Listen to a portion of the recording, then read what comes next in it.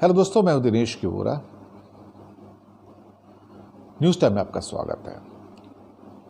आज जहां राम मंदिर केस में बहुत सारे 32 लोग बरी कर दिए गए, वहीं आज एक छोटा जजमेंट मथुरा से कृष्ण जन्मभूमि के बारे में भी आया।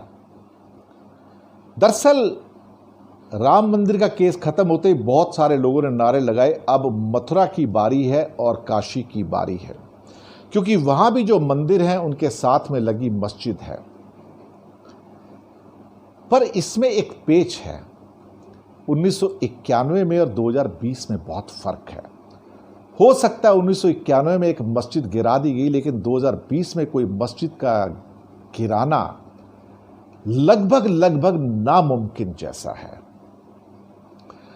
एक भारत सरकार का एक्ट है, प्लेस ऑफ वर्शिप एक्ट, जो आजादी के बाद में आया था, जिसमें यह कहा गया था कि अयोध्या को एग्जम्प्ट किया जा रहा है क्योंकि उसका केस कोर्ट में चल रहा है। बाकी कोई भी धार्मिक स्थल, मस्जिद हो, मंदिर हो, गुरुद्वारा हो, चर्च हो, 1947 में जिस जगह पर है वो वहीं पर रहेगा, उसमें कोई बदलाव नहीं आएगा।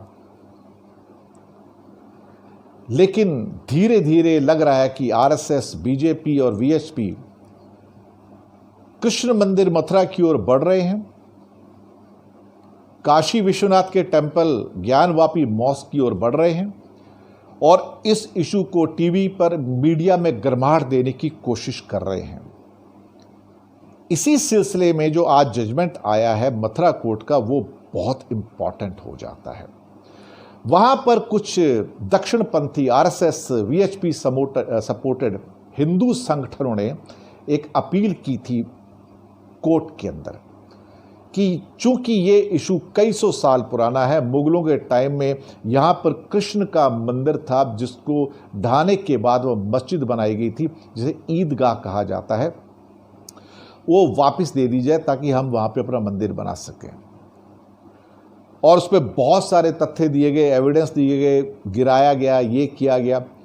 पर अल्टीमेटली ये प्लेस ऑफ वर्शिप एक्ट 1947 से बाद का जो आया था वो काम आया और जज ने ज़्यादा टाइम ना लेते हुए इस अपील को खारिज कर दिया, रिजेक्ट कर दिया कि ये एक्सेप्ट नहीं किया जा सकता, क्योंकि कानून इस बात की गवाही नहीं देता, कानून इस बात की परमिशन नहीं देता कि कृष्ण जन्मभूमि का केस चलाया जा सके। अब ये दो चीजों में संभव हो सकता है कि पार्लियामेंट इस एक्ट को चेंज करे और उसमें कहे कि अयोध्या के अलावा बाकी जो डिस्प्यूटेड धार्मिक साइट्स हैं उनका भी डिस्प्यूट के अंदर इंक्लूजन हो सकता है और कोर्ट में उसके केस लड़े जा सकते हैं। एक केस सुप्रीम कोर्ट में आया है जिसमें कहा गया है कि ये जो प्लेस ऑफ वर्शिप एक्ट है ये कानूनन गलत है, इसको खारिज कर दिया जाए और इसके अंदर अमेंड किया जाए कि जहां भी डिस्प्यूट है वो डिस्प्यूट आ सके। मकसद क्या है? मकसद ये है कि ये जो हिंदूवादी संगठन है ये देश में टेंशन बनाए रखना चाहते हैं, क्योंकि इसी में इनकी रोजी रोटी है, इसी में इनको वोट मिलते हैं, इसी में इनको सत्ता मिलती है।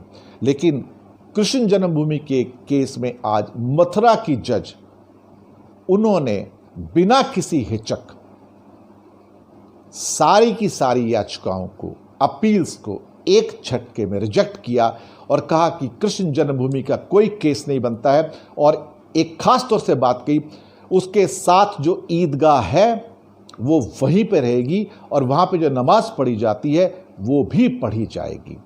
और वो जज एक हिंदू जज थी, एक लेडी हैं वो, एक हिंदू जज हैं वो, जिन्होंने ये डिसीजन दिया है। तो मैं उनकी आज की डेट में हिम्मत को सलाम करूंगा कि उन्होंने ये निर्णय दिया और उसको लिंगर ऑन नहीं किया।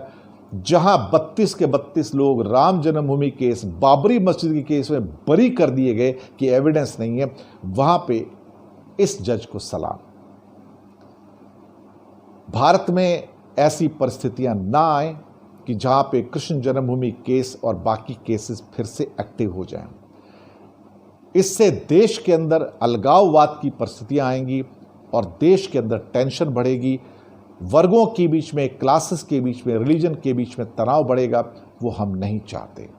हम अपने मुल्क में सुकून चाहते हैं, शांति चाहते हैं। ऊपर वाला हमें उम्मीद है कि इसमें हमारी मदद करेगा, क्योंकि जो अच्छे लोग हैं, अच्छे चैनल्स हैं, जिनकी अच्छी विचारधारा है, वो कंट्री में सुकून से रहना चाहते हैं। अब हिस्ट्री वापस नहीं बदली जा सकती, उसके पन्ने वापस नहीं पलटे जा सकते। जो हो गया सैकड़ों साल पहले हो गया, उसको रिवर्स नहीं किया जा सकता। यही हमारा कहना था। आप अपनी फीडबैक दीजिएगा और बताइएगा आपको कैसा लगा। धन्यवाद।